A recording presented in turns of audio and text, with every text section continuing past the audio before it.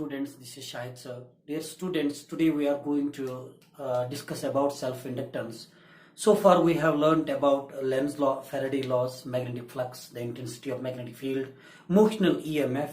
So dear students, now it is necessary for you guys to understand this self-inductance. तो अभी तक जो आप लोगों ने पढ़ चुके हैं पिछले लेक्चर्स में, if you are new I would like to recommend you guys to go through that series of lectures so that it will be easy for you to get understand this self inductance. So dear students, self inductance एक important topic है इस chapter के अंदर. तो self inductance में क्या है कि एक ईएमएफ जो है, इंड्यूस्ड ईएमएफ के बारे में आपको पढ़ना है, जो कि एक सर्किट के अंदर अपने आप डेवलप प्रोड्यूस होता है. तो एक तो वो ईएमएफ जो आज तक हम पढ़ते आए हैं कि जो एक अप्लाइड ईएमएफ था, ठीक है, एक सेल के अंदर ऑलरेडी ईएमएफ प्रोड्यूस होता है और उससे करंट क्रिएट होती है.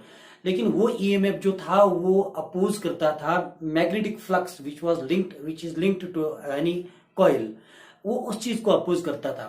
लेकिन इस इंड्यूस्ड ईएमएफ के बारे में जो आज हम पढ़ने वाले हैं, this induced EMF will oppose to the flow of current. It will oppose the flow of current. तो उस EMF और ये EMF, इस EMF में डिफरेंस है. क्या है, कंसेप्ट थोड़ा सेम है. तो आई होप कि आप इस जो अभी मैं पढ़ाने जा रहा हूँ सेल्फ इंडक्टेंस, आप अच्छे से वॉच करेंगे, अंत तक वॉच करेंगे, और जहां कहीं भी दिक्कत होगी आप नीचे कमेंट करके मुझे बता सकते हैं. तो चलिए स्टार्ट करते हैं सेल्फ इंडक्टेंस. ओके, तो सेल्फ इंडक्टेंस डियर स्टूडेंट्स, आप इस चीज से समझ सकते हैं कि मान के चलिए अभी हमारे पास एक जो सर्किट है, जब इस सर्किट को हम कनेक्ट करेंगे किसी सेल के साथ या बैटरी के साथ, तो डियर स्टूडेंट्स इसमें करंट जो है फ्लो होनी स्टार्ट होगी.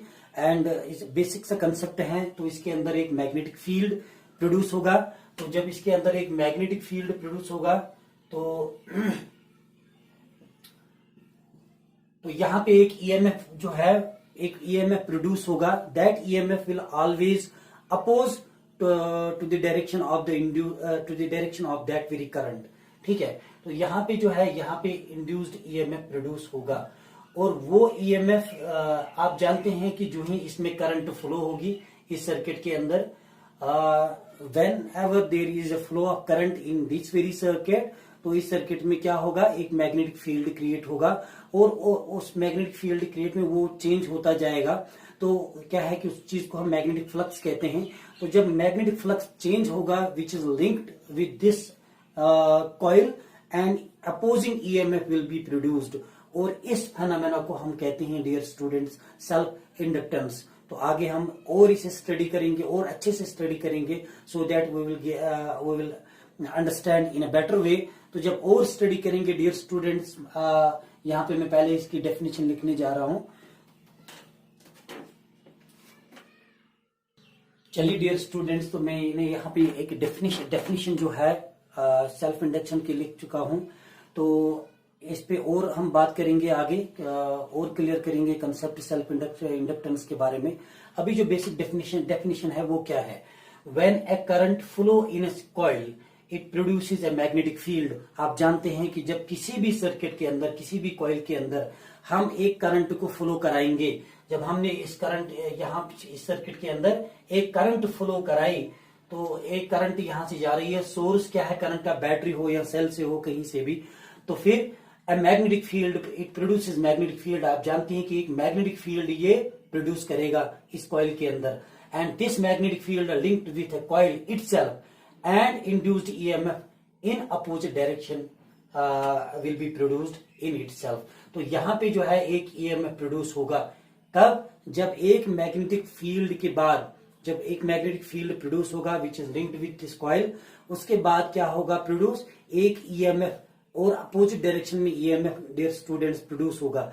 जब अपोजिट डायरेक्शन में ईएमएफ प्रोड्यूस होगा, मान के चलिए अगर इस दिशा में एक करंट जा रही है तो अपोजिट दिशा में जो है एक ईएमएफ प्रोड्यूस होगा. यानी वो इस करंट को रोकने की कोशिश करेगा. अगर कम होगी करंट तो मान के चले, अगर अभी करंट जो है वो 0 से लेकर 10 तक जा रही है पर यानी 2 सेकेंड में, तो इसका मतलब पर सेकंड में कितनी जा रही है, 5 एम्पियर। अगर 5 एम्पियर जा रही है करंट, तो मान के चले अगर ये 5 से आप बढ़ रही है 5, 6, 7, तो ये ईएमएफ जो अभी प्रोड्यूस हुआ है इस कॉइल के अंदर अपने आप इटसेल्फ, राइट, तो ये इसे अपोज करेगा, ये इसे इंक्रीज होने नहीं देगा। और जब आप मान के चले अब हम स्विच को ऑफ करते जाएंगे, आगे हम पढ़ेंगे, इस पर अच्छे से डिस्कस करेंगे। तो मान के चले अभी अगर हमने स्विच को ऑफ कर दिया तो ये जो है करंट वो डिक्रीज होते जाएगी, यानी 10 से 8, 8 से 6 से 8 जल्दी से जल्दी ये डिक्रीज होते जाएगी। तो ये ईएमएफ जो है जितनी एनर्जी होगी ये इस ईएमएफ के पास जो अभी अभी इंड्यूस्ड हुआ है, तो ये उसे रोकने की कोशिश करेगा, अपनी सारी एनर्जी उस पर खर्च करेगा, रोकने की कोशिश करेगा। ठीक है, तब तक रोकने की कोशिश करेगा जब तक इस ईएमएफ के पास जो अपनी एनर्जी खत्म नहीं होगी। ठीक है, तो डियर स्टूडेंट जब हम इस पे और बात करेंगे तो आप जानते हैं कि जो मैग्नेटिक फील्ड है वो किस पे डिपेंड करता है, करंट पे, right. So that means that if a current is increased in any circuit then the magnetic field will also increase, right, क्योंकि मैग्नेटिक फील्ड जो है that is directly proportional to I. अगर current की strength एक circuit के अंदर ज्यादा होगी तो मैग्नेटिक फील्ड क्या होगा, ज्यादा, राइट। तो आप जानते हैं कि जो मैग्नेटिक फील्ड लाइन्स है that never intersect with one another, it will B absorb thing if you think so. ये कभी आपस में नहीं मिलते हैं मैग्नेटिक फील्ड लाइन्स, ठीक है, ये कभी इंटरसेक्ट नहीं होते हैं। और जहां पे डेंसिटी मैग्नेटिक फील्ड लाइन्स की ज्यादा होती है वहां मैग्नेटिक फील्ड ज्यादा होता है, ठीक है। तो मान के चले अगर हम करंट को अभी इंक्रीज करेंगे, मान के चले अभी सर्किट के अंदर 10 एम्पियर करंट जो है अभी पास हो रही है, तो जो मैग्नेटिक फ्लक्स है, जो मैग्नेटिक फील्ड है that is something 0.3 Tesla what ever. तो अगर मैं अब इस करंट को इंक्रीज करूंगा, अगर मैं करंट को बढ़ाऊंगा, अगर मैंने अब अभी 40 एम्पियर पास की इस सर्किट के अंदर, तो मैग्नेटिक फील्ड पे क्या होगा, magnetic field will also increased, वो ज्यादा होगा, उसकी स्ट्रेंथ ज्यादा होगी। तो यहां हमें क्या पता चलती है, जो मैग्नेटिक फील्ड है that is directly proportional to what, that is directly proportional to I, okay। जो मैग्नेटिक फील्ड है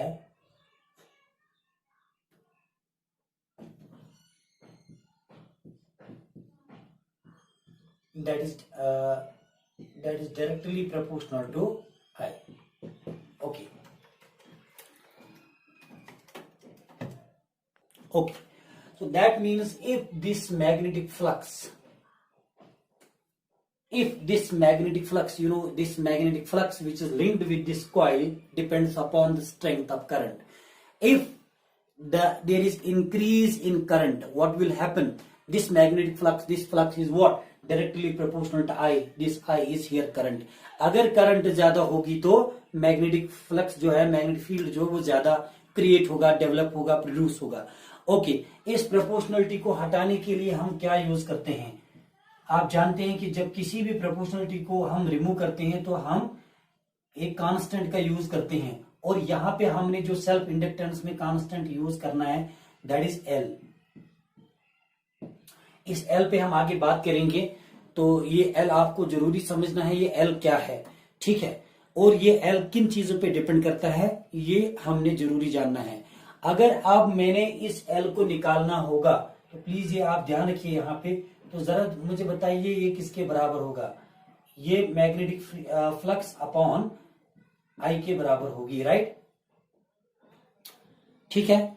तो where L is a constant of self induction, ये जो एल है यहां पे this is what, this L is a constant, this L is a constant, this L is a constant of self induction.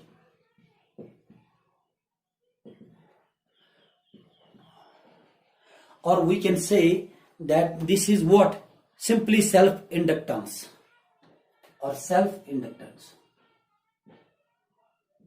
ठीक है sir, हम समझ चुके हैं सर, हम बात कर रहे हैं सेल्फ इंडक्टेंस पे। और सेल्फ इंडक्टेंस पे हमने इसमें बात की कि जो ही हम एक सर्किट के अंदर करंट फ्लो करना स्टार्ट करती है तो वहां पे एक इंड्यूस्ड ईएमएफ प्रोड्यूस होता है जो अपोज करता है फ्लो ऑफ करंट को, ठीक है। अगर इस दिशा में करंट जा रही है वो अपोजिट दिशा में उसको रोकने की कोशिश करेगा, तब तक रोकने की कोशिश करेगा ये वाला ईएमएफ, इंड्यूस्ड ईएमएफ, जब तक उसके पास एनर्जी होगी, एनर्जी उसकी खत्म हो जाएगी फिर करंट आराम से चलेगी, राइट, ठीक है।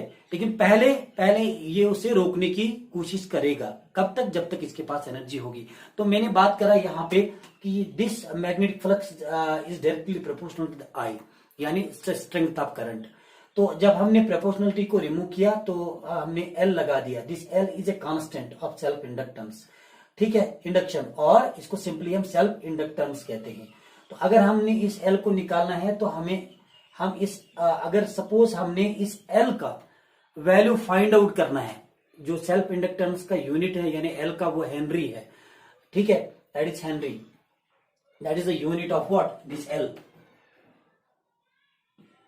The measuring unit is henry, okay. तो ये एल किस पे डिपेंड करता है dear students? This L depends on geometry यानी कंस्ट्रक्शन ऑफ कॉइल, ठीक है। ये जो एल है, ये पॉइंट आप नोट करिए, this L depends on geometry, मतलब कंस्ट्रक्शन ऑफ कॉइल। इसका मतलब क्या है? What do you mean by this construction of coil? This construction of coil means that this L यानी self inductance will depend upon the geometry. मतलब क्या है? मतलब अगर एक सर्किट हमारे पास है, इसके सपोज मान के चले n नंबर ऑफ टर्न्स है, तो ये इसके जियोमेट्रिक कंस्ट्रक्शन पे डिपेंड करेगा। एक तो नंबर ऑफ टर्न्स पे डिपेंड करेगा, दूसरा साइड पे, तीसरा शेप पे। आप समझ रहे हैं मेरी बात? ठीक है। आप जानते हैं कि अगर हमने करंट इंक्रीज की तो मैग्नेटिक फील्ड पे असर इफेक्ट पड़ता है, राइट। और अगर हमने शेप ऑफ कंडक्टर या लेंथ ऑफ कंडक्टर इंक्रीज की या चेंज की तो मैग्नेटिक फील्ड पे डिपेंड इफेक्ट पड़ता है, राइट। एक बेसिक सी एक 10th स्टैंडर्ड कंसेप्ट है ये, ठीक है। तो मतलब अब यहां पे क्या समझना है dear students? This self inductance जिसका यूनिट हेनरी है, मैंने कहा it depends upon the geometry यानी कंस्ट्रक्शन ऑफ ए कॉइल। अगर कॉइल के पास मान के चलिए अभी 10 टर्न्स है तो ये कॉइल चेंज नहीं होने वाली है, 10 टर्न्स ही रहेगी। इसकी शेप अगर मान के चलिए सोलेनोइड जैसी है तो सोलेनोइड जैसी ही रहेगी, राइट। और फिर इस पे हम एक्सपेरिमेंट कर सकते हैं, राइट। तो जब हम इस पे एक्सपेरिमेंट करेंगे तो अगर हमने इस एल का वैल्यू जो है वो फाइंड आउट करना है, इसका वैल्यू हमने जब फाइंड आउट करना है तो हम इस फॉर्मूला से इसको फाइंड आउट कर सकते हैं। मैंने बताया हमारे पास जो एल है वो किसके बराबर आया? फ्लक्स अपॉन आई, यानी फ्लक्स किसका? इस कॉइल का flux which is linked with this coil, and this I is what? This I is strength of current. तो डियर स्टूडेंट्स, अब मान के चलिए there is a coil of length L, और मान के चलिए हमारे पास कॉइल है, इसकी लेंथ जो है दैट इज एल, एंड इसके पास जो नंबर ऑफ टर्न्स है that is small N, right. N means the number of, small N indicates number of turns, ठीक है। तो डियर स्टूडेंट्स, अब इसके पास जो टोटल नंबर ऑफ टर्न्स होंगे वो कितने होंगे? आप जानते हैं कि टोटल नंबर ऑफ टर्न्स हम एन से इंडिकेट करते हैं, that will be equal to N multiply L. This L, small l is what? The length of the conductor, right? This n small n is what? This small n is a number of turns, ठीक है। तो total number of turns अगर हमने calculate करने होंगे तो that is capital N is equal to n multiply l। इसका मतलब ये है कि अगर एक कंडक्टर है हमारे पास तो l लेंथ का और इसके पास n नंबर ऑफ टर्न्स है, ठीक है। तो हमारे पास ये फॉर्मूला आएगी। अब मान के चले let's assume that we are going to start flowing a current in this very circuit. तो क्या होगा? तो मैग्नेटिक फील्ड कितना होगा, ठीक है। मान के चले अब हम इस सर्किट के अंदर इस कंडक्टर में करंट फ्लो करना स्टार्ट करेंगे। तो जब हम करंट फ्लो स्टार्ट करेंगे देन इफ मान के चले आई फ्लोज इन ए कॉइल, इस कॉइल के अंदर जो है अभी करंट फ्लो हो रही है, then what will be the B? तो जो बी है वो किसके बराबर होगा डियर स्टूडेंट्स? 10th बेस्ड यहां पे क्वेश्चन है, आप पढ़ चुके हैं। ये म्यू एन आई के बराबर होगा, राइट। किसके बराबर? Mu naught this small N I, that clear.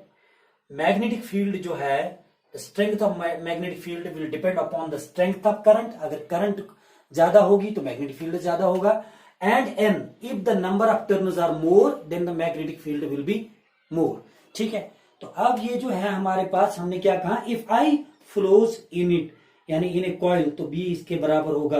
तो ये मुझे बताइए जो magnetic flux with one turn कितना होगा अभी, अगर हमने यहाँ पे अब निकालना है मैग्नेटिक फ्लक्स एक टर्न के लिए। पिछले हमने मैग्नेटिक फ्लक्स में सारा कुछ पढ़ चुके हैं, उसकी फॉर्मूला क्या है एंड सो ऑन, ठीक है।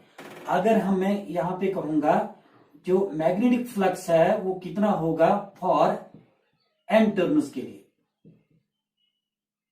ठीक, तो वो किसके बराबर होगा, आप जानते हैं this is flux equal to, इसकी फॉर्मूला आप जानते हैं डियर स्टूडेंट्स। तो ये जो फॉर्मूला है ये किसके बराबर होगी, हम मैग्नेटिक फ्लक्स के अंदर पढ़ चुके हैं। The magnetic flux with one turn, sorry N turn के लिए नहीं, वन टर्न के लिए कितना होगा, एन टर्न के लिए हम एन यूज करते थे वहां पे, लेकिन वन टर्न के लिए कितना होगा, that will be B, this is one turn here, that will be B, the product of B and A. What is this A? This A is the area on which जहां पे magnetic field change हो रहा है, ठीक है, and this B is what? The strength of magnetic field. Both are the vectors, right? ये हमारे पास formula है अभी, ठीक है, d phi. ओके, अब मुझे ये बताइए कि ये d phi हम कहां पे यूज करने वाले हैं। Now look towards board, अगर मैं यहां बता दूं कि ये जो B है ये किसके बराबर है, मैग्नेटिक फील्ड किसके बराबर है, आप यहां देख सकते हैं ये जो मैग्नेटिक फील्ड है that is equal to mu naught N I, तो इस B के बदले में क्या लिख सकता हूं, that is mu naught N I, this N is number of turns, I is the current, multiply what, this capital A, ठीक है, ये मेरे पास निकला। अब मुझे ये बताइए कि टोटल अगर मुझे करना होगा, यानी टोटल फ्लक्स लिंक्ड, अब टोटल फ्लक्स कितना होगा, ये फ्लक्स था फॉर वन टर्न के लिए, अब टोटल फ्लक्स कितना निकलेगा, मैं यहां पे लिख लूंगा total flux linked with a coil,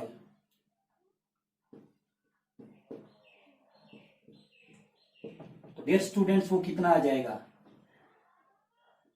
total flux linked with a coil will be equal to what, हमने एन और एल यहां पे यूज करना है, राइट, तो एक तो मुझे बी ए होगा, ठीक है, मल्टीप्लाई किसके बराबर होगा, N L, what is this N L, this N L is what, number of turns, L length of conductor, ये टोटल है ना, तो टोटल फ्लक्स कितना लिंक्ड होगा, B A N L, right, तो बी किसके बराबर है यहां पे, mu naught N I A और एन एल, राइट, तो ये मेरे पास कितना आ जाएगा, this N multiply N, that's N mu naught N square I A L, तो ये मेरे पास जो फॉर्मूला आई है किसके लिए, टोटल जो magnetic flux linked with a coil के लिए, मेरे पास जो है formula that is what, mu, ये देख सकते हैं, that is what mu naught N square I A multiply L, okay. तो मुझे क्या करना है एक्चुअली यहाँ पे डियर स्टूडेंट्स, मुझे वैल्यू करना है फाइंड आउट किसका, एल का, capital L, what is that capital L, that capital L is what, self inductance, ठीक है, तो कैपिटल एल के लिए मेरे पास फॉर्मूला क्या थी, that is L equal to total flux upon I, यानी एल के लिए जो मेरे पास फॉर्मूला थी that was total flux upon this I is what, the current, ठीक है, तो अब ये जो डी फाई है यानी टोटल फ्लक्स जो है वो किसके बराबर मुझे निकला डियर स्टूडेंट्स, अभी अभी हमने फाइंड आउट किया, वो टोटल फ्लक्स किसके बराबर, mu naught N square A I L, right, this small L is the length of the conductor, right, तो ये मुझे निकला था कौन, डी फाई इसके बराबर, तो मैं इसके बदले ये वैल्यू पुट कर सकता हूं, अपॉन आई लिख सकता हूं, तो ये आई और आई कैंसिल हो जाएगा, तो मेरे पास जो है वो निकलेगा mu naught N square A L, so this is the calculating formula, right, to calculate what, self induction, यानी capital L, here phi and I keep changing, right, ये जो है आप ध्यान दीजिए डियर स्टूडेंट्स, यहां पे एक चीज आप ध्यान दीजिए डियर स्टूडेंट्स, ये जो आई है करंट जो है वो कीप यानी करंट और मैग्नेटिक फ्लक्स जो है इस कॉइल के अंदर that is keeping changing, that keeps changing, right, लेकिन जो एल है एक कांस्टेंट है, it will not change, it will never change. क्यों चेंज नहीं होगा? This L is A self inductance, right? हमने अभी पढ़ा, it means it is a geometry यानी कंस्ट्रक्शन। अगर इसके पास 10 टर्न्स अभी हैं, हम करंट चेंज करने से ये टर्न्स कम नहीं हो जाएंगे ना ज्यादा हो जाएंगे। जितने टर्न्स है कंडक्टर के पास उतना ही रहेगा, राइट?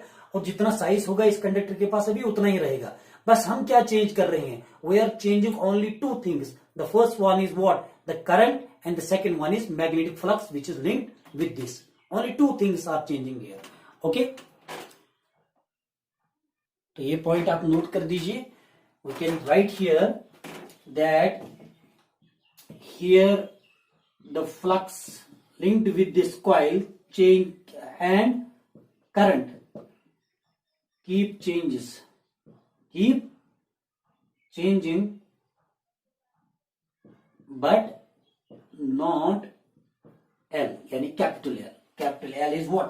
Self inductance. ठीक है, क्योंकि ये कांस्टेंट है।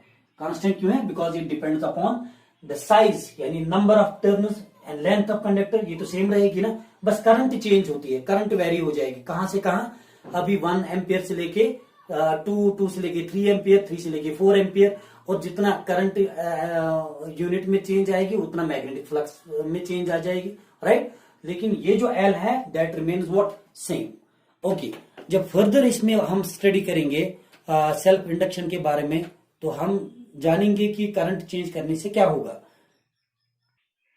Okay, so when A current change through a conductor at the rate of di/dt, then B also changes, that means flux also change, and this induced opposing EMF in the coil वो किसके बराबर होगा? देखो फंडा क्या है dear students, मान के चलिए अभी जो सर्किट है, इस सर्किट के अंदर हमने क्या चेंज की? करंट की। इस कंडक्टर में के अंदर हमने एक करंट को चेंज किया। करंट चेंज होने से किस पे चेंज पड़ेगा? मैग्नेटिक फील्ड पे चेंज पड़ेगा। मैग्नेटिक फील्ड जब चेंज होगा तो फ्लक्स क्या होगा? फ्लक्स चेंज होगा। और एक इंड्यूस्ड अपोजिंग ईएमएफ वहां पे प्रोड्यूस होगा इस कॉइल के अंदर, जो होगा किसके बराबर? E equal to minus d phi upon d t. ये d I upon d t मतलब क्या है? रेट। किस रेट के साथ करंट चेंज होगी? ठीक है, मान के चले अभी जो है 2 सेकेंड में 10 एम्पियर है, तो इसका मतलब पर सेकेंड में कितना है? पर सेकेंड में 5 एम्पियर है। ठीक है, अभी जो है 10 सेकेंड से नीचे आ रही है। मान के चले 10 सेकंड से जो करंट है वो नीचे आ रही है, 10 से लेके 8 एम्पियर, 6 एम्पियर, 4 एम्पियर। ठीक है ना? तो what that mean? There is a change in current. ठीक, चेंज इन करंट का मतलब मैग्नेटिक फील्ड चेंज होगा। मैग्नेटिक फील्ड चेंज होने का मतलब जो फ्लक्स होगा वो चेंज होगा, और एक अपोजिंग इंड्यूस्ड ईएमएफ जो है वो क्रिएट होगा कॉइल के अंदर, बराबर होगा E equal to minus d phi upon d t. What is this d phi? Self inductance में हमने पढ़ा, this d phi flux is equal to what? L I upon this L is what? मैं ऐसे भी लिख सकता हूं, this L is what? Self inductance upon is a constant, right? Upon d t. ठीक है, तो मैं कैलकुलेट करने के लिए यानी माइनस, मैं ई को कैलकुलेट करने के लिए यहां इसको ऐसे भी लिख सकता हूं,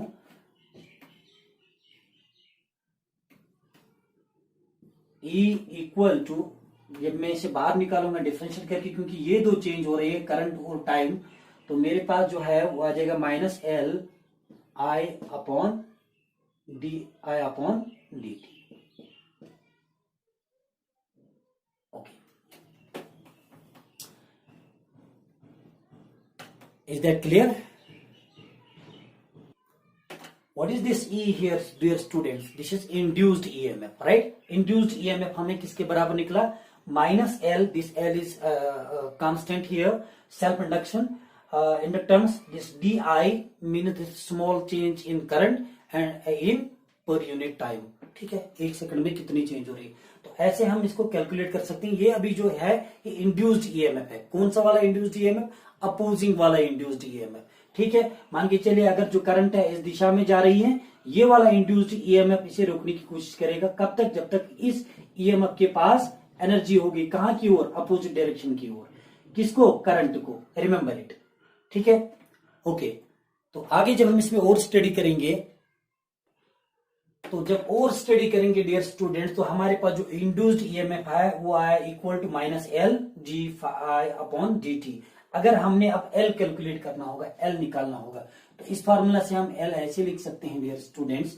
तो हम लिख सकते हैं L equal to E upon d I upon d t, right. ठीक है, तो अब नाउ द क्वेश्चन इज कि डियर स्टूडेंट्स, ये जो एल है ये ई के बराबर कब होगा, when this L will be equal to E, जरा आप मुझे बताइए डियर स्टूडेंट्स। व्हेन करंट किसके बराबर होगी, जब करंट होगी 1 एम्पियर के बराबर, और टाइम जो है that will B 1 second, right.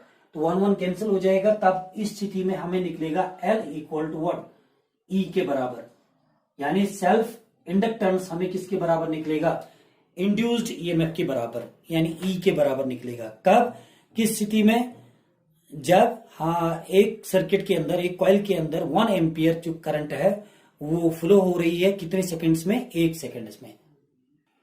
Look dear students, one of the important question to make you better understand about self induction। अगर अभी तक समझ में नहीं आया है इंडक्शन, तो प्लीज ये जो 1-2 मिनट होने वाले हैं, इन 2 मिनट में आप अच्छे से देखिए, वॉच कीजिए वीडियो। डियर स्टूडेंट, ये हमारे पास एक सर्किट है, हमने एक बल्ब जोड़ दिया सीरीज में, एक बल्ब जोड़ दिया पैरेलल में, ठीक है। अब हम जो ही इसमें करंट फ्लो करेंगे इस कंडक्टर में, इस कॉइल के अंदर, तो आप मुझे पहले बताइए जो करंट है पहले क्या वो इसमें चली जाएगी, इस वाले बल्ब में, या यहां से होके, इस रेसिस्टेंस से होके यहां से इस वाले बल्ब में जाएगी।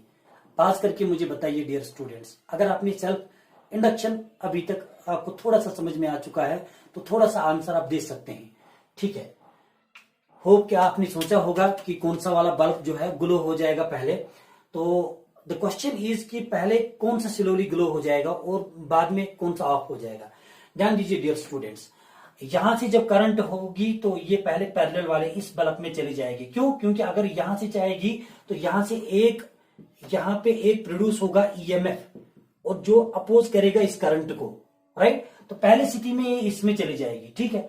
तो then we can say that this B1 bulb, यानी bulb 1, this B1 is full. हम ये कहेंगे कि इज फुल मतलब ये अभी जल रहा है, पूरा जल रहा है, इज ग्लोइंग, राइट। तो जो B2 है ये क्या है, अभी ऑफ है, ठीक, क्योंकि करंट इसमें यहां से नहीं जा चुकी है। After t time, after some time, क्योंकि यहां पे ईएमएफ जो है इसने अपनी एनर्जी खर्च कर चुकी है, ठीक है, दैट इज वाई करंट जो है वो यहां से चली गई। लेकिन आफ्टर सम टाइम ये जो करंट है वो इसमें चली जाएगी, और ये B2 जो है B2 ग्लो होगा, यानी B2 जो है ये अब फुल होगा, और B1 जो है ये अब ऑफ हो जाएगा, ठीक है। क्या हो जाएगा डियर स्टूडेंट्स, ये अब ऑफ हो जाएगा। नाउ द क्वेश्चन इज कि सर ठीक है सर, इतना समझ में आ गया कि पहले करंट यहां से जाएगी, दैट इज वाई ये बल्ब ग्लो होगा, ये ऑफ रहेगा। लेकिन सेकंड आफ्टर सम टाइम यहां पे थोड़ी कंफ्यूजन है, सर B2 क्यों फुल होगा, ये क्यों ऑफ होगा, राइट। क्योंकि यहां पे जो अब ये जो करंट है पूरे सर्किट में, राइट, जितना ईएमएफ को अपना जोर लगाना था, अपोज करना था करंट को, उतना वो कर चुके, उन्होंने अपनी एनर्जी खर्च कर चुकी है। तो सरल सी बात है, सीधी सी बात है कि अब जो करंट है वो इसमें चली जाएगी। क्यों, क्योंकि यहां जो रेसिस्टेंस है वो नियरली इक्वल टू 0 होगी, ठीक है। तो अब ये दैट इज वाई ये वाला जो सीरीज वाला बल्ब है यानी B2 ये ग्लो होगा, and this bulb will be what, of. Okay, आप यहां समझ लीजिए, यहां पे डियर स्टूडेंट्स 2 ईएमएफ होंगे। एक ईएमएफ जो है वो अप्लाइड ईएमएफ होगा, राइट, सॉरी, वो करंट की दिशा में होगा। जो अप्लाइड ईएमएफ होगा that will be in the direction of the current, और दूसरा जो है that will be induced EMF, यानी ये अपोज करेगा इसे, ये इस करंट को जो यहां से आ रही है ये इसे अपोज करेगा, ठीक है। Hope you have understand dear students. So we came to know here. So whenever there is increase in current, the inductor will oppose, right? 2 चीजें हमें यहां पता चली डियर स्टूडेंट्स। अगर करंट जो है इंक्रीज हुई, okay, if the current increases, तो सेल्फ इंडक्टेंस जो है, सेल्फ इंडक्टर जो है ये क्या करेगा डियर स्टूडेंट्स, अपोज करेगा। ये इसे करंट को इंक्रीज नहीं होने देगा। कब तक? जब तक इसके पास एनर्जी है। जब एनर्जी खत्म होगी फिर करंट अपने आप चलेगी। ठीक है। अच्छा, दूसरी स्थिति, इफ करंट डिक्रीजेस, अगर अब करंट जो है वो डिक्रीज हुई तो ये वाला ईएमएफ क्या करेगा, इसे इंड्यूस्ड ईएमएफ क्या करेगा, यानी सेल्फ इंडक्टर क्या करेगा, सेल्फ इंडक्टर इसे सपोर्ट करेगा। राइट? नहीं समझ में आया सर? यहां पे समझ में आ गया है कि ये जो है ये अपोज करेगा, इसे इंक्रीज बढ़ने नहीं देगा करंट को। मान के चलिए अभी हमने ये उस स्थिति में है जब हम स्विच ऑन करते हैं। ठीक है, जो ही हम स्विच ऑन करते हैं तो करंट जो है इंक्रीज होगी from 2 ampere to 4, 4 to 6, 6 to 8। तो यहां पे एक इंड्यूस्ड ईएमएफ होगा, वो उस करंट को रोकने की कोशिश करेगा। ठीक है। और देन अब अगर हमने अब स्विच ऑफ कर दिया, स्विच ऑफ का मतलब क्या है, अब जो करंट है वो डिक्रीज हो रही है, यानी 10 से 8 एम्पियर, 8 से 6 एम्पियर, 6 से 4 एम्पियर। तो यहां पे जो अब इंड्यूस्ड ईएमएफ है, क्योंकि ये अपोज करता है, करंट डिक्रीज हो रही है, ये इसे सपोर्ट करेगा अभी। ठीक है, यानी ये इसे कम नहीं होने देगा। आगे बात समझ में? I hope you understand this. ठीक है।